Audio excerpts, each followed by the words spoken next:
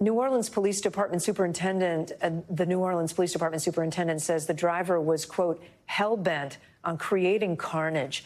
And witnesses described a horrific and chaotic scene. Take a listen.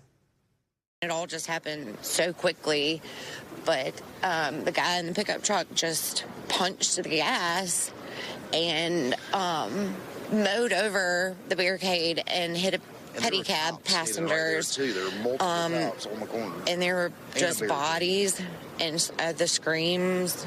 I mean, you can't think about, unhear that. It was chaos and very, very scary. It was pandemonium. It was obviously emergency vehicles everywhere.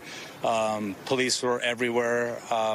Bodies, folks were just running through the streets. Obviously, they were panicking as well. It was just loud, something really loud. And then I heard more fireworks. I don't know what it was, but apparently it wasn't fireworks. It was right outside our window. I can't imagine we were on that street moments before. Just moments before we were on that street, and that could have been us. The White House says President Biden continues to be briefed on this incident. He's been in touch with the mayor of New Orleans.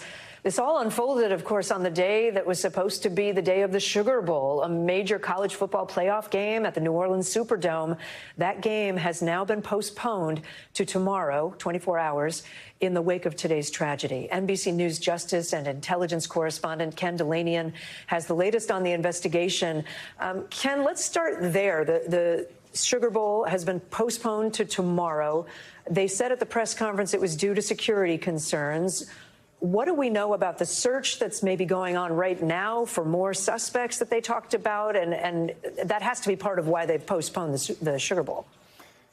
It absolutely was, Kate. But I have some new information since the last time we talked that unfortunately is going to muddy the waters even further. I had a conversation with a law enforcement source after we just spoke on the air, and other colleagues have done the same. And what we're hearing now is that this idea that they were looking at a video that potentially showed other people planting the 2 IEDs that were found in New Orleans, that may have been a misunderstanding, that those may have been just bystanders.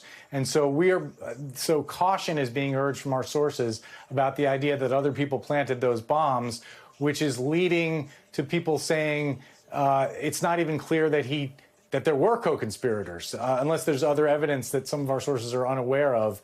My source was just raising the possibility that he did act alone after all, and so this may have been a misreading of some evidence. I think the bottom line here is that it appears that this is a chaotic situation, a lot of information flying around, a lot of evidence being analyzed, particularly video evidence, and they just don't appear to know. That would explain the sort of mixed messages we got from that news conference where some of the officials definitively said, we're going after bad people. We think there are other people out there. You heard the assistant special agent in charge say, we don't believe he acted alone. But then they didn't provide any evidence about the basis for that belief or the identities of these other alleged co-conspirators. And let's not forget, that same assistant special agent in charge this morning, the first thing she said was this was not a terrorist attack, which turned out to be wrong. So I think we just need to be cautious here, and as we try to understand what exactly they're saying, what we know for sure is that this man, who is now dead, drove his